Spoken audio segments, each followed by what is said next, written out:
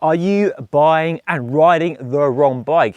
Chances are you probably are, because far too many people, in my opinion, buy a race bike, and myself included here, but don't actually race, when what you really need, and again myself included here, is a bike like this. Not particularly the MV3 unless you can afford it, because it's a fantastic bike. I've been riding it for the last 2 weeks here in California, and it does ride like a dream. But this style of bike, call it an endurance bike, an all-road bike, it's just a road bike that more of us should actually be riding. The marketing for these bikes isn't anywhere near sexy as race bikes with their pro endorsement and Tour de France victories and all that jazz. But these bikes are better suited to us regular riders doing 5-10 hours a week and riding for fun, but no less slower than a race bike. So after riding the bike for the last 2 weeks, I've got some reasons why I think this is the type of bike more of us should actually be riding. So let me share them in this video. And the MV3 is just one example of this breed. Most bike companies make an endurance bike. Specialized Roubaix, Giant Defy, Canyon Durace, Rose, Cube, many others. I'll put a link to some down below in another video I've done rounding up the best endurance bikes available right now. I've been lucky enough to ride it for the last 2 weeks, and it's a splendid example of an endurance bike that doesn't really give anything away to a race bike. And also with comfort. Comfort is a big reason these bikes are so fantastic. And you might think comfort means slow, but it doesn't. It actually means faster. If you're riding in comfort, you can ride longer and faster. And we're seeing the pros now embrace the benefits of wide tyres and other comfort boosting features, because even the pros benefit from comfort even if they don't admit it. It's a big factor of racing, especially in the cobbled classics. You're being battered by the brutal roads, and if you can remain fresher for longer than your rivals, you'll have more left in the tank to attack them in the final decisive moment of that race. And for us regular Joes, it means when doing a long ride, a Century, a Grand Fonda, a Sportive, you can arrive at the last few climbs feeling fresher than you would on a race bike. The bike isn't beating you up. There are numerous reasons why these bikes offer more comfort than their race bike siblings. The first one is space for wide tyres. This bike has space for up to 40mm tyres, and race bikes these days take 32mm wide tyres, while this goes up to 40, so 35 might be a sweet spot for this bike here. But there are differences in the frame design, the fork design, the seat post to offer a smooth ride above and beyond the wide tyres. And to highlight this, the other day I had the opportunity to ride and review the brand new Carnago V5 RS, very much a race bike. And I rode this bike the day before, rode a Carnago on the same width tyres, and then the next day back on the MV3. And the difference in comfort was remarkable, really big difference. That Carnago, like most race bikes, is pretty smooth for a race bike, but not as smooth as a bike at all. This bike is buttery smooth over some of the crappy roads I've discovered here in America. So definitely more smoothness from not just the wide tyres, but the frame design as well. And the other benefit to wide tyres is of course the extra confidence they give you when descending in a range of conditions, especially when back home it's wet and the roads are covered in mud and grit. And also, even when it's dry, the roads are covered in glass and debris. You just have more traction, you have more confidence, you can really carry a lot more speed with less sort of nervousness that a race bike can display sometimes when you are really pushing them towards the limits on a corner. You're really banked over in the corner. These big wide tyres, 35mm tyre, to give you all that traction that you can really stick it into the corner and know the tyres will grip and grip all day long. And that really is a big benefit of disc brakes on bikes like these. Removing the limitation that was the brake caliper, putting the brakes down by the hub, and you open up all that space between the frame and fork for wide tyres. And as the trend is for wider and wider tyres, and race bikes now are stopping about 32. The Carnago V5 RS is 32, although the MV Melee does buck the trend with a space of 35. We are seeing endurance bikes really be the bike to choose if you do want to embrace wide tyres, and also have that future-proofed aspect that you can go to a wide tyre and not be limited by the frame design or what the manufacturer decides is enough on their race bike. So for me, a big win for an endurance bike to give that option now or in the future to have a wide tyre than are currently popular right now, because nobody knows where the tyre trend is going. How wide is wide enough? No, we're still in that sort of development phase of finding out what really works and where the limits of that envelope pushing is. The other thing about endurance bikes is the geometry.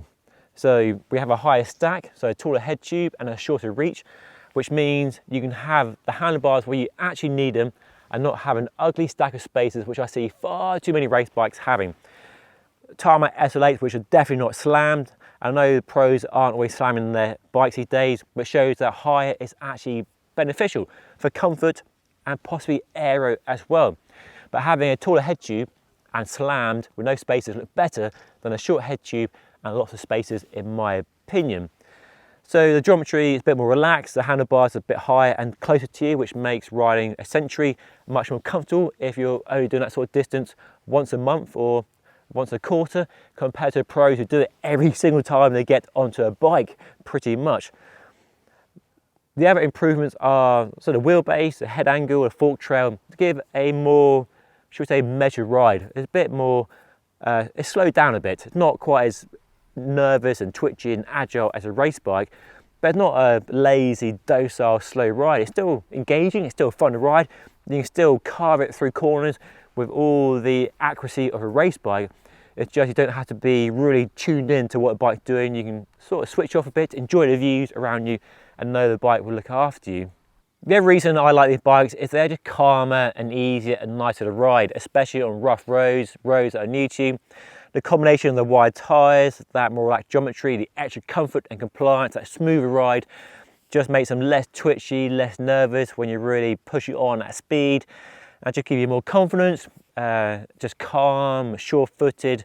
They look after you on long rides. Doing a Century ride, the bike will be the perfect bike for that sort of distance. And even if you're just doing short lunchtime rides and you're bombing down sketchy roads, they're just easier, more manageable bikes, because race bikes can feel kind of edgy, which is exciting, but if you're not really switched on to that, you're not really ready for a fully engaged ride, they can be a bit tiring, whereas endurance bikes are definitely not tiring in comparison.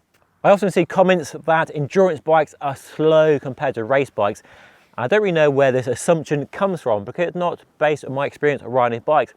Yes, they might feel slow because they're not as twitchy and nervous as a race bike, but when you actually measure the speed and the power with a power meter and computer, the speed difference for us real world cyclists really isn't anything at all.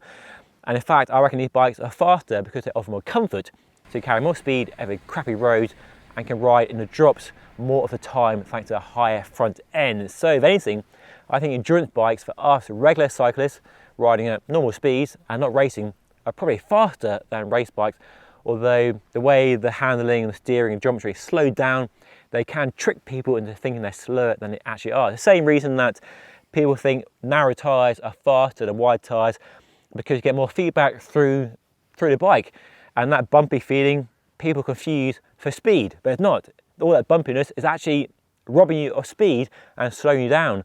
So if you're worried an endurance bike is slower and going to slow you down, yeah, don't listen to the comments of people who think these bikes are slower, because that's definitely not the case based on my extensive testing of race bikes and endurance bikes.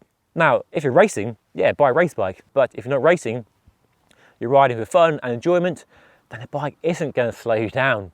After all, it's the legs that do the talking and not the bike. The other reason I think the bikes are better suited is a really obvious one, but it's the gearing.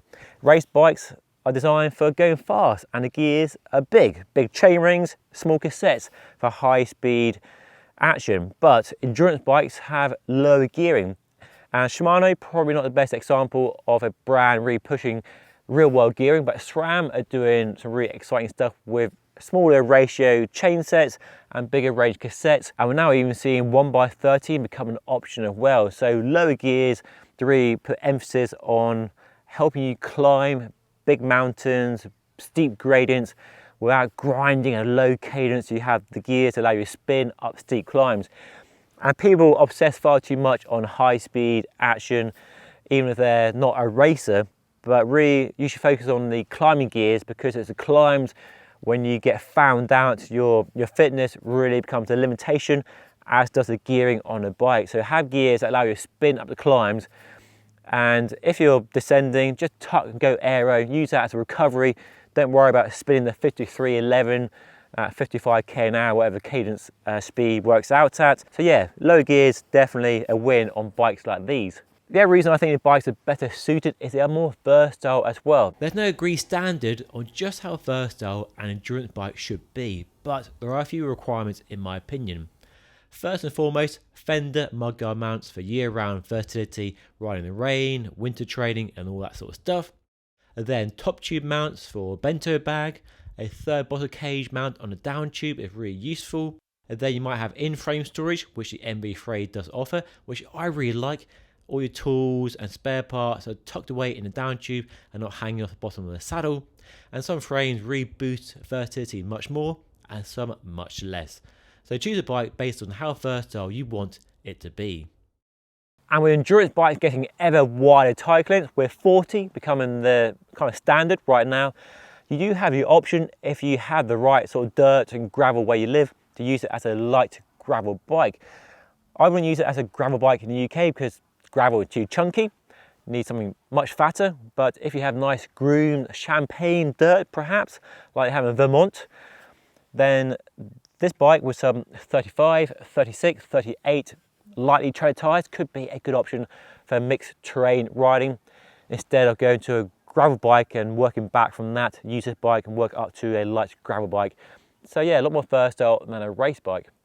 But of course, if you want even more versatility and even bigger tyres, then a gravel bike is the ultimate option for a drop bar bike. And if you want one bike to do it all, then a gravel bike with some slick tyres is probably a better way to do it than this with some gravel tyres. Start with maximum capability and work back down to less capability rather than the other way around, if that makes sense. So yeah. And in the MB range, just to focus on MB for a moment, they have the Melee race bike up to 35, the Frey up to 40 and the Mog up to 50.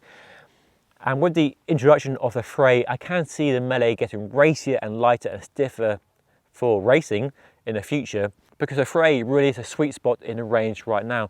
If you're not doing gravel and you're not racing, the Frey is the bike to choose.